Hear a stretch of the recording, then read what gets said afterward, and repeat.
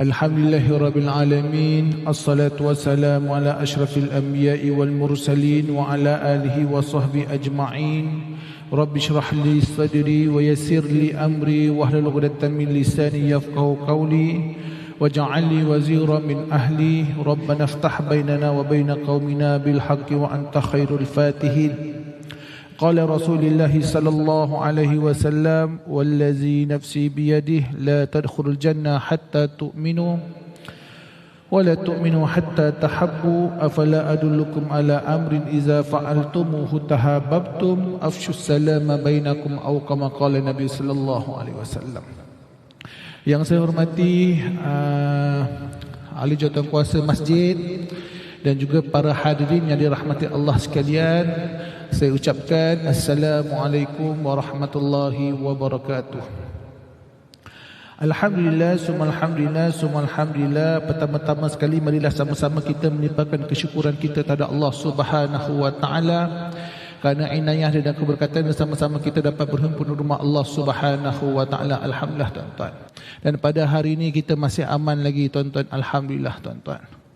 Kita belum lagi diberi cubaan ataupun cabaran yang kita tak mampu nak hadapi seperti mana di Palestin dan sebagainya. Alhamdulillah tuan-tuan, kita patut bersyukur kerana diberi kedamaian pada hari ini insya-Allah tuan-tuan. Alhamdulillah tuan-tuan, dan hari ini insya-Allah tuan-tuan saya akan menerangkan sedikit tajuk berkaitan as-sadaqatu burhan. Sedekah ini bukti keimanan tuan-tuan. Kalau kita lihat tuan-tuan minta Allah sekalian, kita sebagai seorang Islam, kita perlu ada rukun iman. Kita kena percaya kepada Allah Subhanahu wa taala, percaya kepada malaikat, percaya kepada kitab, percaya pada Rasul, percaya pada hari kiamat, percaya pada qada dan qadar tuan-tuan. Dan kita kena percaya Allah itu pemberi rezeki kepada kita tuan-tuan. Kena percaya sebab Allah ini dia akan memberi rezeki bukan hanya kepada manusia sahaja. Bahkan binatang-binatang di dalam lautan pun ada rezeki masing-masing tuan-tuan. Bahkan juga tuan-tuan, bukan hanya makanan binatang-binatang di dalam lautan, di sebalik batu-batu bata pun Allah Subhanahu wa taala memberi rezeki tuan-tuan. Apatah lagi kita tuan-tuan, orang kata kepada kita, dah qada dan qadar aku macam ni. Qada dan qadar ni tuan-tuan, dia ada pembahagian dia. Ada satu tu bahagiannya dah ditetapkan, memang tak boleh diubah. Ada satu lagi boleh diubah tuan-tuan, dengan usaha, dengan doa, dengan tawakal dan sebagainya, supaya kita boleh meningkatkan mutu kita insya-Allah tuan-tuan. Tapi tuan-tuan di sini kalau kita lihat tuan-tuan, dalam pemberi rezeki ni kita tahu Allah sahaja yang memberi rezeki kepada kita. Tapi kita tak boleh duduk sahaja, kita kena usaha tuan-tuan.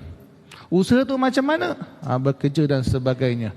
Sebab itu tuan-tuan Allah sekalian, kalau kita lihat, bila kita yakin Allah itu memberi rezeki, kita buktikan dengan sedekah kita tuan-tuan.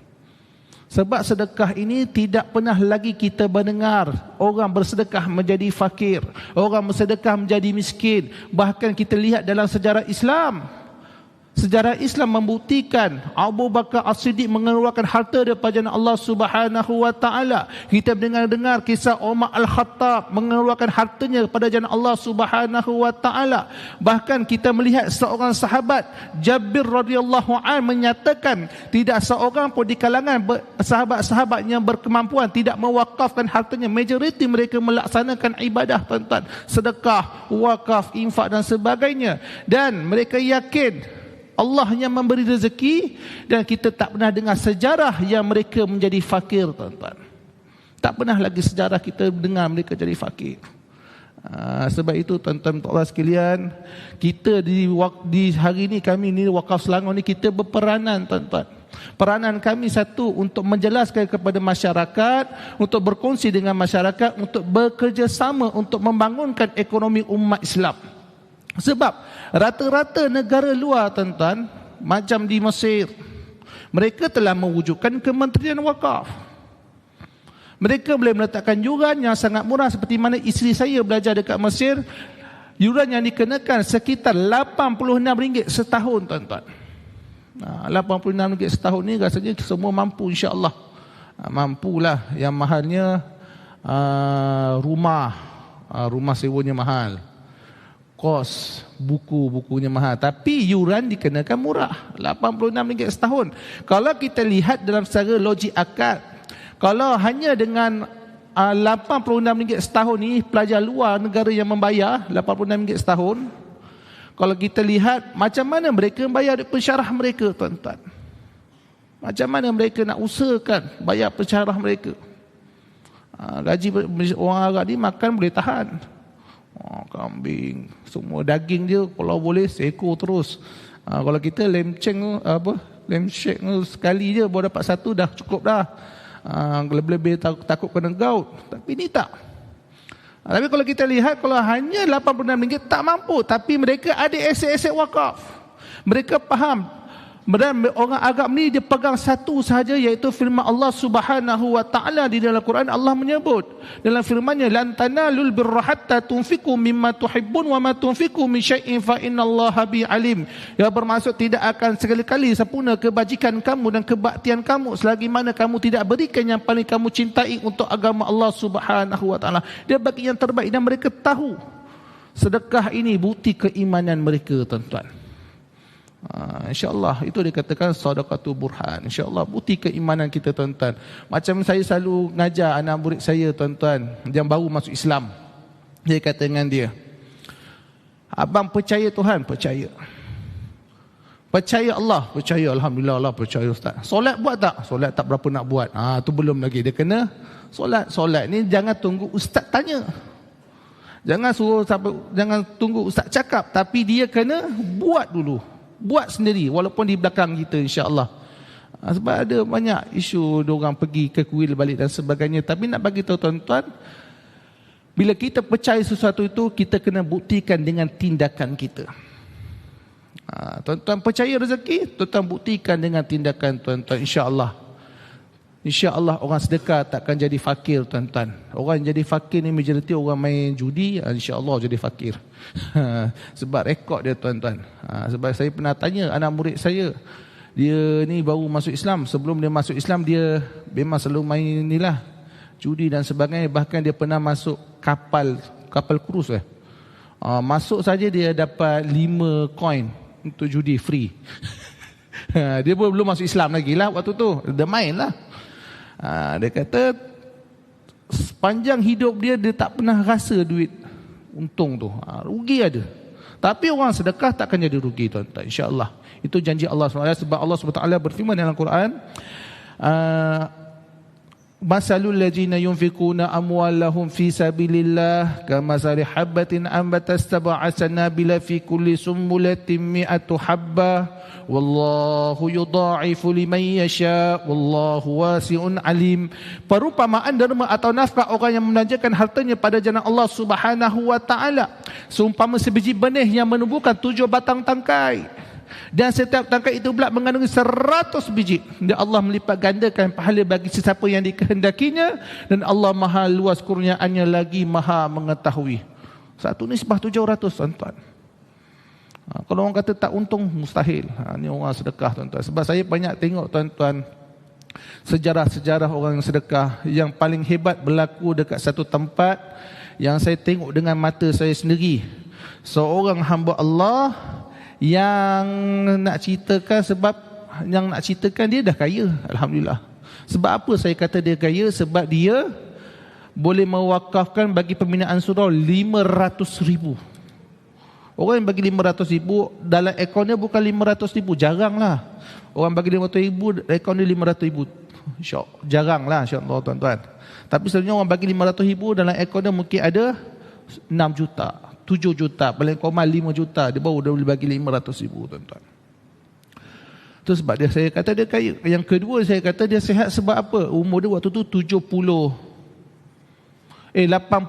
tahun. 8 lebih lah umur dia, 87, 86 tahun. Dia boleh solat diri, boleh angkat barang. Itu satu benda yang hebat. Hebatlah, sihat walafiat. Bila saya tanya dengan dia, ada dialisis ke haji? Dia kata tak ada, Ustaz. Alhamdulillah. Ini mungkin rezeki Allah Subhanahu wa taala. Ini dikatakan tuan-tuan, sebab ada orang, sebab itu tuan-tuan, Allah sebut dalam Quran, wa ma afaqtum min syai'in fahuwa yukhlifu, dan apa yang kamu infakkan satu itu, maka aku akan berikan yang lebih baik lagi. Mungkin dari segi rezeki yang tambah, mungkin Allah akan beri kesihatan, sebab sihat ni satu rezeki tuan-tuan. Siapa kata sihat bukan rezeki? Sihat ni rezeki tuan-tuan. Saya ada seorang kawan tuan-tuan, dia kerja dekat Shah Alam. Dia kerja dekat Shah Alam. Kalau tuan-tuan rasa tuan-tuan dalam keadaan susah, tuan-tuan tengok dia. Sebab apa? Dia accident, tangan kanan kudung, kaki kiri kudung. Tapi kaya. Sebab apa? Insurans bayar, dalam insurans dia dapat dalam 800,000. Rumah selesai bayar, kereta siap selesai bayar, insurans personal dia ada dalam 300,000, dah sejuta juga lah. Tapi kaya lah. Tapi tangan tak ada, kaki tak ada. Nak ke tandas tak mampu. Nak main badminton tak boleh. Tu kenalan saya tuan-tuan. Dia accident waktu tu dekat Bukit Naga. Kena langgar dengan lori. Tapi bila kita rasa kita susah, tuan-tuan tengok dia. Tuan-tuan tengok, Allah, ada orang lagi susah. Syukur tuan-tuan. Kalau dia rasa dia kata kalau dia tengok lagi susah, dia tengok balik kisah Al-Aqsa tu, Palestin, lagi susah tuan-tuan. Tak pernah main mercun. Tak pernah rasa bebas. Tak pernah tuan-tuan. Sebab itu tuan-tuan sekalian, kita kena berbalik dengan kesihatan ni pun satu rezeki tuan-tuan. Tapi Alhamdulillah haji ni rezeki, sihat dah sihat. Bila saya tanya apa yang haji rasa, dia kata Alhamdulillah Ustaz, yang saya rasa hebatnya Ustaz, sebab anak-anak saya tiga-tiga orang, tiga-tiga berjaya, tiga-tiga dapat belajar keluar negara Ustaz.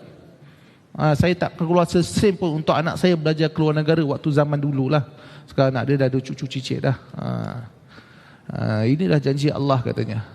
Tak keluar sen pun untuk anak dia belajar keluar negara. Ini dikatakan wa ma anfaqtum min syai'in fahuwa yukhlifu.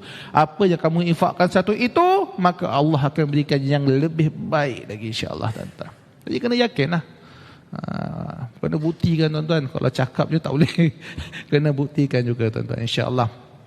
InsyaAllah tuan-tuan. Dan seterusnya tuan-tuan, saya nak sedikit cerita berkaitan dengan wakaf Selangor ni tuan-tuan. Alhamdulillah tuan-tuan, kita di wakaf Selangor ni tuan-tuan, kita telah bagi sumbangan kepada masyarakat. Yang orang mewakafkan Permandangan Wakaf Selangor tuan-tuan, insya-Allah sesiapa yang berwakaf dengan Permandangan Wakaf Selangor ada dapat pelepasan cukai 10%. Daripada LHDN. Kalau tuan-tuan pernah buat e-filing, dia kat bahagian sumbangan hibah. Sumbangan hibah 10% tu tuan-tuan. Kalau pernah buat e-filing. Kalau tak pernah buat, tuan-tuan fikir-fikir je lah. Tapi insya-Allah tuan-tuan, berdapat pelepasan cukai itu dari segi dunia. Akhirat seperti saya katakan tadi, insya-Allah wakaf juga adalah pencen akhirat kita, yang mana Nabi menyebut 3 perkara kalau kita buat pahala berterusan ila yaumil qiyamah. Pertama, janji baginda Rasulullah sallallahu alaihi wasallam, sadaqatin jariyah. Tidak lain tidak bukan hanyalah wakaf. Sebab apa? Syarat dia mesti dibelikan aset-aset kekal. Itu wakaf. Kalau infak atas tuan-tuan, nak buat wakaf boleh, nak bagi anak yatim boleh, itu infak. Infak mesti duit. Kalau senyum tak boleh. Senyum tak dipanggil infak tuan-tuan. Tuan-tuan senyum banyak kali, infak ni ustaz. Bukan. Senyum sedekah tuan-tuan. Tuan-tuan jangan salah faham istilah dia. Istilah senyum sedekah. Cakap perkataan baik bukan infak. Nampak tabung kan, infak. Kita pun senyum tak boleh. Kita pun cakap benda-benda baik, bagus tabung ni, tak boleh. Dia kena infak ni mesti berkaitan dengan wang tunai. Wang kosnya lah. InsyaAllah. Habis kita wakaf ni mesti dibelikan aset sekali. Itu antara kelebihannya tuan-tuan. Dan insyaAllah tuan-tuan, yang mana tuan-tuan dalam wakaf Selangor ni, wakaf tunai ni kita akan agihkan 70-30. Okay, 70-30. 70% kita akan buat dalam bentuk pelaburan. Kita akan bangunkan aset-aset wakaf, kita akan bangunkan tanah-tanah wakaf. Contohnya kita telah bangunkan Petropam, insya-Allah kita telah wujudkan 2 anak syarikat WSE, iaitu Wakaf Selangor Energy. Sebab setiap petrolpam mesti ada satu anak syarikat. Dia tak boleh satu anak syarikat pegang dua petrolpam. Satu tu dia punya itulah. Dia punya SOP dia, kita tak tahu tu cara dia. Dan 30% lagi kita ada bagi sumbangan. 30% ni kita ada bagi sumbangan khusus dan juga sumbangan dalam bentuk fisabilillah, wakaf tunai fisabilillah. Sumbangan khusus ni 50,000 ke atas. Contohnya kita bagi di Masjid Kampung Lombong, Masjid Nurul Iman Kampung Lombong, RM 1 juta. Tu yang berdekatan dengan sinilah. Masjid Telah Jenang. Kalau tuan-tuan pergi Bandar Baru Bangi, kita bagi 2 juta tuan-tuan. Alhamdulillah. Kalau tuan-tuan solat kat sana sejuk, tu duit tuan-tuan lah tu. Tu duit tuan-tuan insya-Allah. Dan kita juga bawah 50,000 kita panggil sumbangan wakaf tunai fi sabilillah. Tu 50,000 ke bawah. Ini senang dapat. Kita telah agihkan hampir RM 1.4 juta. Pada tahun 2023 sahaja. Tahun lepas kita tak kira lah. Kalau nak kira panjang pula. Kita kira tahun ni saja kita telah agihkan 1.4 juta daripada bajet 2.2 juta. Dan 22 juta something lah. Yang baki yang tinggal untuk kita bagi sumbangan adalah RM 795,000 lagi tuan-tuan. InsyaAllah kita akan agihkan satu Selangor masjid yang betul-betul memerlukan. Kalau masjid saja-saja nak apply tu susah sikit. Tapi insyaAllah tuan-tuan, itulah duit tuan-tuan yang mana kita telah edarkan satu Selangor. Sebab itu tuan-tuan, saya mohon tuan-tuan sama-sama kita berta'awud, bekerjasama dalam membangunkan wakaf. Ini yang diajar oleh baginda Rasulullah sallallahu alaihi wasallam. Rasulullah nak bina masjid, Rasulullah tak mampu nak bangunkan seorang-seorang. Dia ajak sahabat-sahabat. Tuan-tuan. Yang kaya bagi duit, yang tak berapa kaya bagi tenaga, yang tu kata ustaz saya ni pakar ni untuk promosikan insya-Allah tuan-tuan. Kita bekerjasama sebab apa? Wakaf ni tuan-tuan adalah ekonomi umat Islam. Kita nak jadikan wakaf ini satu benda yang kita rasa wow tuan-tuan, hebat di masa akan datang. Dan insya-Allah nanti masa akan datang apa-apa berkaitan masjid surau yang memerlukan sumbangan, kita cuba bagi tuan-tuan. Kalau bajet kita tinggi tuan-tuan, bajet kita tinggi, kita akan cuba bagi yang terbaik tuan-tuan, insya-Allah. Jadi sama-sama kita bangunkan wakaf. Dan insya-Allah tuan-tuan, oleh sebab itu tuan-tuan, hari ni tuan-tuan, hari Sayyidul Ayyam ni kita akan buka kaunter dekat belakang sana tuan-tuan. Kalau tuan-tuan nampak kaunter wakaf kat belakang sana, nanti tuan-tuan singgah-singgah wakaf. Tuan-tuan nak buat wakaf tunai, tak ada masalah. Nak resit, ustaz nak resit. Kalau nak resit minimum RM10. Kalau tak nak resit masuk tabung, tak payah RM1 pun boleh tuan-tuan. 50% pun boleh. Tu kalau nak one off, secara one off. InsyaAllah tuan, singgah-singgah lah. Kalau tak ada duit pun senyum, jadilah singgah-singgah. Janji ada senyum lah. Yang kedua, kita ada buat potongan gaji tuan-tuan, minimum RM1 je. Singgah-singgah tuan-tuan. RM1 ni tuan-tuan, kalau tuan-tuan makan tengah hari tak lepas sebenarnya RM1. Pergilah kedai mamak mana, minta nasi RM1. Tak ada lah. Ayam RM1, ayam RM1 pun dah naik dah RM1.20. Itu yang saya selalu beli dekat Jalan Kebun. Ayam kulaan, pukul 1 dah.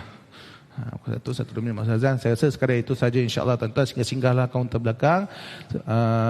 Saya ucapkan mudah-mudahan kita sama-sama bekerjasama dalam bangunkan ekonomi Islam dengan menggunakan kaedah wakaf ni. Saya rasa sekadar itu saja. Aku qouli hadza wa astaghfirullahal azim li wa lakum. Assalamualaikum warahmatullahi wabarakatuh.